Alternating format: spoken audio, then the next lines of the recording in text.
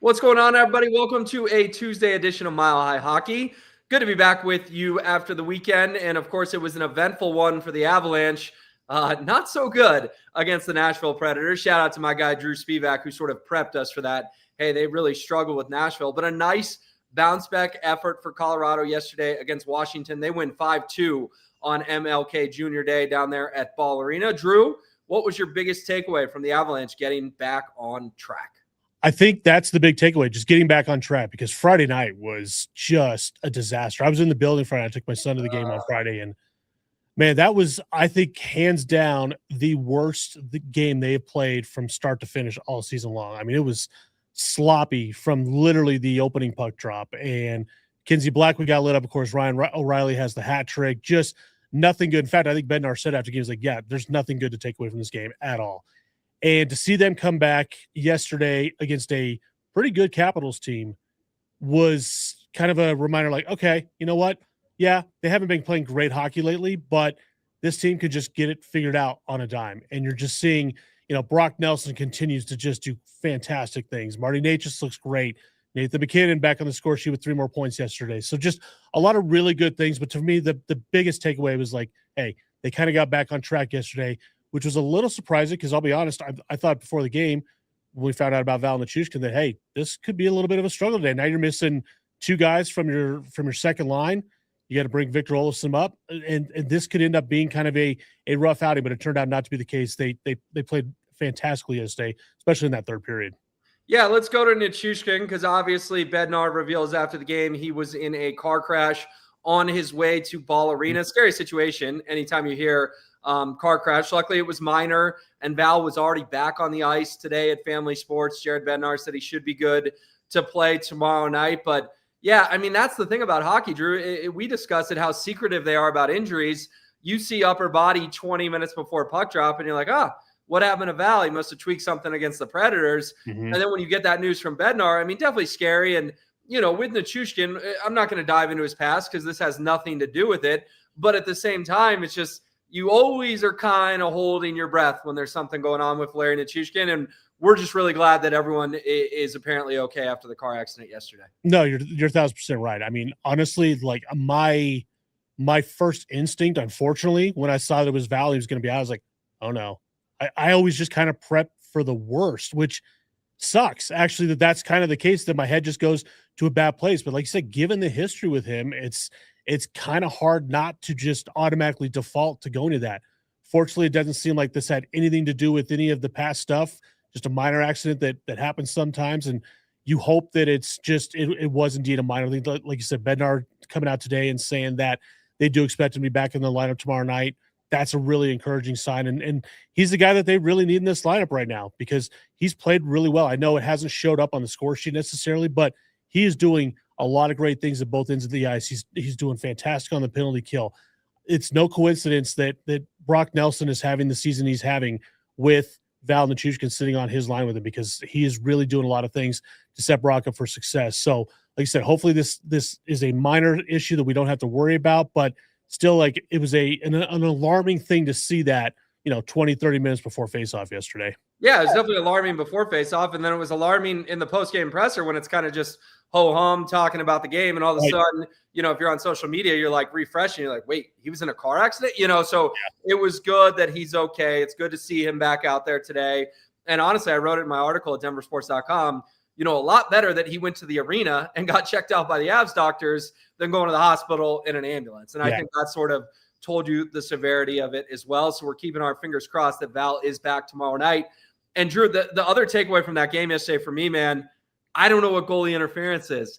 You and I are on a hockey podcast. We're supposed to explain to viewers the rules if they don't understand something. I can't explain to them what goaltender interference is.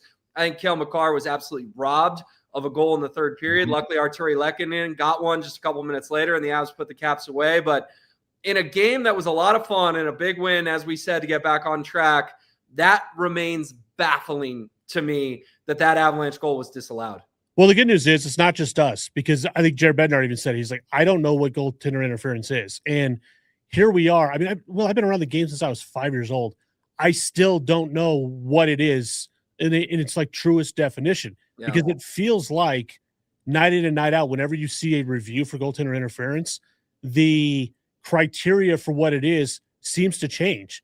It's like the people in Toronto that are in charge of this thing in the situation room, they just kind of dictate it on a case-by-case basis. You watched that play yesterday. To me, there was no reason, explanation whatsoever for that to be interference. Nate just was pushed into the goaltender and really didn't even impact his ability to make the save all that much to begin with. And so I'm thinking, all right, this is going to be a surefire goal. There's no way they're going to overturn this. And they come back, and then you see the review, and you're like, oh, man, that was a really quick review. They're probably going to overturn this. And sure enough, it's exactly what they did. So it's incredibly perplexing. It's frustrating because you just don't know what you're going to get from that rule night in and night out.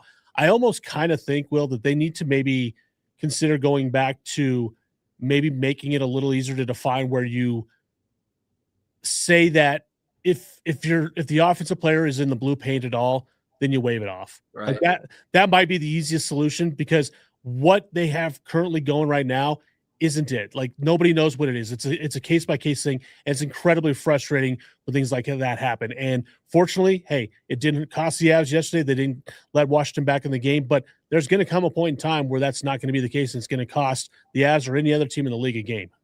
Yeah, and listen, you watch hockey all over the league. You and I hang out enough, see each other at work enough. You always have a game on. You don't care who the two teams are. You're just a massive hockey fan. I'm a big hockey fan too. I don't have that level of dedication to watch Philadelphia and Buffalo on a Tuesday night, but good for you for doing it. That said, I feel like the NHL has it out for the Avs on some of these reviews. Am I just a bitter, scorned Colorado fan, or am I on to something here that almost every review does not seem to go the Avalanche's way? I think you're a little bit bitter and scorned, but it just seems that way because that's the team you watch the most. That's the team you see all the time. And it does seem to go against them more often than not. But I think maybe it's just, I don't know, maybe it's the style of play. I can't really explain like what it would be that would cause that to be the case. Maybe it's just the style of play, the way they play the game, the speed that they play with. Maybe it just causes more issues than anybody else. But I can't see any scenario where the league has it out for the Avalanche. They don't care one way or the other. It's, they're not like, oh man, let's go against the Avs on this call here. That looked a little bit questionable. Let's go against it. It's crazy to think anything like that, but it is kind of hard to just like sit back and explain what causes it to be such an issue that you would even honestly have to bring up, because it's clear that like a lot of calls do go against them for whatever reason or another. Yeah, admittedly, I'm putting on my tinfoil hat here. Like, I don't think they sit in Toronto and go, ooh, let's penalize the Avs. Right. But as an Avs fan, it does feel like every single review ultimately ends up against them. All right, trade news. The Avalanche did make a small, minor move today. Drew, I'm going to give you the floor, man, because we got a couple names here that are a little difficult to pronounce. Avs ship out a defenseman to Pittsburgh, get a forward back who's been in the AHL all season long. Yeah, Ilya Solovyev goes to Pittsburgh for a guy. I'm not even going to try and pronounce his name. I have no idea who this guy is. I've never heard of him before. I've never seen him play before. So I can't, speak to who he is or what the Avs got in return. Now, I will say that I was hoping initially right off the bat that meant that Devon Toews was back. He was going to be back in the lineup tomorrow night. From what we heard from practice today, it does not appear that that's the case. Now it sounds like he is getting a lot closer to coming back. Whether that means it's Friday night or into next week, who knows? But I think we're going to see a call-up now. It's probably going to be Jack Ashawn, who we've seen a couple times this year, perform really well. I think Bednar even singled him out today, kind of just talking about his game with the Eagles so far this year. So it's, Solovyev to me was a guy like you didn't really notice him.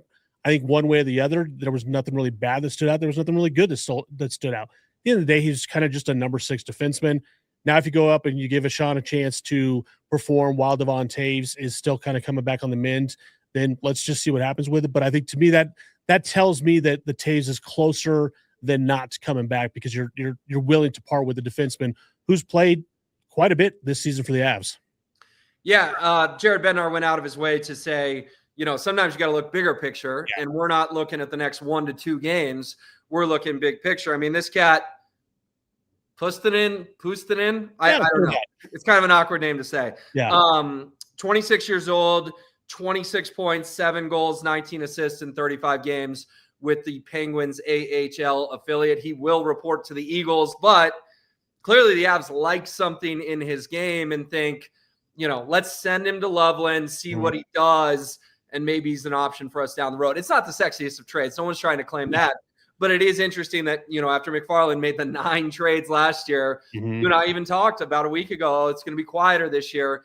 This is quiet. This is not, drop everything breaking news, but it still is a move for the Avalanche, with the trade deadline not until March 6th. And it feels like it may be more of a depth move for the Eagles because they're having a heck of a season up there. And we've seen quite a bit, especially over the last, 3-4 weeks now, that they're having to bring a lot of guys up from the Eagles night in and night out between Ivan and Taylor McCarr and different guys like that. So it just feels like it's more of just a minor depth move. But to me, I look at this guy, like I said, without really knowing much about him. You read off his stats for him. In my head, I'm like, okay, well, the Pittsburgh Penguins aren't exactly a Stanley Cup favorite. They're not exactly deep with a bunch of offensive talent. So part of me kind of wonders in my head, and maybe I'm overthinking it here, but I kind of wonder if why couldn't he crack that Penguins lineup, for a team that just doesn't have a lot of depth? I don't know. Again, it's probably not a big deal either way. To me, like I said, the biggest thing for this whole thing is just it signals that Devon Toews is going to be coming back sooner rather than later, which great thing for the Avalanche, also great thing for the Canadian Olympic team as well. So I give you a lot of credit for watching a lot of hockey, but you don't watch Wilkes Barre Scranton Penguins games? No, I got to be honest. I don't know if I've ever seen a Scranton Wilkes-Barre game. No, I know they play, in the Eastern Conference in the AHL, but that's listen. My hockey watching is pretty much reduced to NHL and college hockey, not so much the AHL. No, I know. I'm just having fun with you. Well, it's the first move. We'll see how many more come down the pipe between now and March 6th. All right, Drew and I will be back on Friday for another edition of Mile High Hockey, another game to react to on Wednesday night, and then we will preview the finale of this very long homestand at Ball Arena. Thanks to everyone for tuning in. Thanks to Dan. Thanks to Drew, and we'll see you in about 72 hours.